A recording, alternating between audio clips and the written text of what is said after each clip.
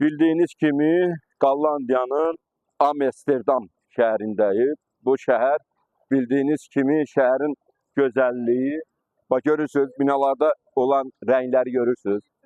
Bax cürbəcür rənglərin olması və bir tərəfdən baxanda elə bilirsən iqruşlu bir şeydir. Ancaq yaxına gəldikcə görürsən nəhəng və həqiqi mənada çox praktik olan bir yaşayış ocağıdır. Bu yaşayış ocağı nədən ibarətdir? Və bu gördüyünüz kimi bu yaşayış ocaqları hamısı tam rahatlıqdan və Sovet şeyindən yolundan çıx, tam rahatlığından doğur. Bax görürsünüz, bax evlərdir. Evlərin həyətində artıq fikir verin, evlərin həyətində artıq baseynalar var. Bax, hər evin qabağında baseynalar var. Balaca yayda məsəl üçün insanlar şapşapla o sudan keçib sərinləyərək evə girir. Hər bir dönəm üçün, hər bir dövr üçün burada gözəl bir şeylər var. Evin gözəlliyinə bax. Bax bir çək oranı. Qoy baxsınlar, insanlar qoy baxsınlar. Görün nə gözəldir. Bax, kafenin yığsan və kafenin balacalığına fikir verin. Baxırsan, balaca bir yerdir. Dünya boyu insanları buraya yerləşdirirlər.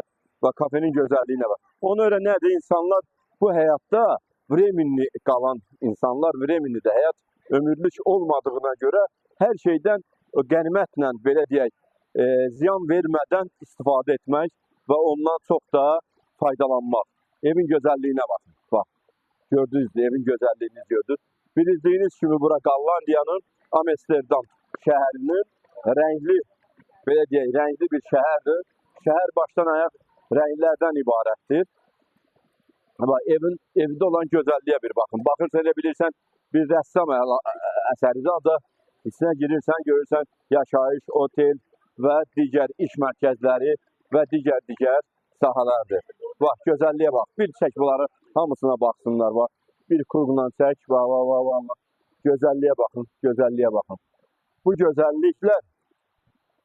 gözəlliklər tarix boyunca hansı ölkələrdə inkişaf varsa, həmin ölkələrdə bu gözəlliklər, bu mədəniyyət qorunub saxlanılır.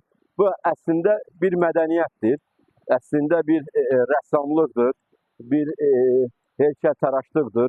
Nə desəm bunun tərkibində və içərisində var. Bax, kafeyə bax. Kafenin özündə də bir yığcamlıq, balacalıq və kafenin özündə də bir gözəllik var. Aşağıdan gedirsən, bildiğiniz kimi Amsterdam şəhəri sırf suyun demək olar ki, içərisində olan bir şəhərdir. Buranın İtaliya ilə fərqi oradadır ki, məsələn İtaliyada Venetsiya şəhəri birbaşa sudur. Ancaq burada da biz belə deyək də bizim ev tikdiyimiz binaların ətrafında drenaj sistemləri yaradırıq. Su dolmasın, pərvalar nəmlik verməsin. Burada isə şəhərə bir drenaj yaradıblar. Şəhər drenajın içərisindədir. Bax, bütün şəhər, hara baxsan, şəhər bütün baxın bir dənə. Baxın, indi tikinti ilə məşğul olan şirkətlər zatlara maraqlı ola bilər. Bax, şəhər başdan ayağa drenajın içərisindədir. Belə deyək, dənizin içinə. Biləcəyiniz kimi də Amsterdam şəhəri dənizdən neçə metr aşağıdadır, yuxarıda deyil. İndi metrin tam dəqiqliyi ilə bilmədiyim görə metr söhbətini söyləmədim. Bir neçə metr aşağıdadır. Bunun üstündə deyərdim ki, dəniz var. Dənizdən aşağı olan şəhərdir deyə. Şəhər başdan ayağa drenajla, kanallarla və çaylarla ibarətdir. Və bu kanallar, çaylar hamısı da necə deyərlər, tərtəmiz formada saxlanılır, qorunur və dünyanın da nə formada quşları deyirsən, çox quşları bu kanallarda necə deyərlər, bir təbiət olaraq onlar da həmin kanallardan qidalanırlar və yaşayırlar. O çöl quşlarının da yaşamasının səbəbi odur ki, göstərir ki, o kanallar kanalizasiya deyil. O kanallar reallıq, həyata uyğun olan, sağlamlığa uyğun olan adı kanallardır, su kanallarıdır.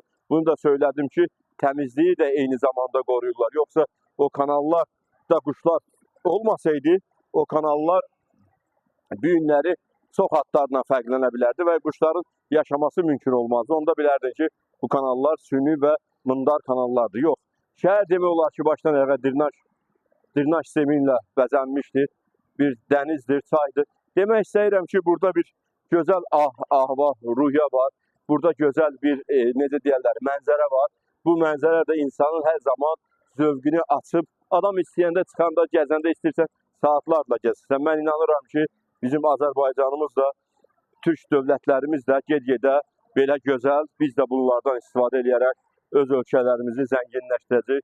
Söz yox, bunlarda imperiya çoxdan yaranmışdı, çoxdan inkişaf etmişdi və bu günləri bilirsiniz ki, Hristiyan, müsəlman ayrı seçkiliyi var. Bunlar da öz Hristiyan olduqlarına görə öz bir-bir ölkələrinə, Avropa ölkələri bir-birinin özlərini tuturlar. Ancaq buna baxmayaraq, ancaq belə bir şey də demək olar, artıq Avropa ölkələri Türkiyə üst tutub. Bu da onun, Türkiyənin bir inkişafıdır ki, artıq Türkiyədən həm hərbi, həm texniki, həm yaşayışı, həm ümumi bütün sahələrdə artıq Türkiyə ilə razılaşırlar. Bu razılaşmaq da göstərir ki, bizim də haçansa da işlərimizin, şəhərlərimizin gözəlləşməsi gələcəkdə bunları da vurub keçəcək. Ona görə yaşasın bütün Türk dünyası, yaşasın bütün elimiz, obamız.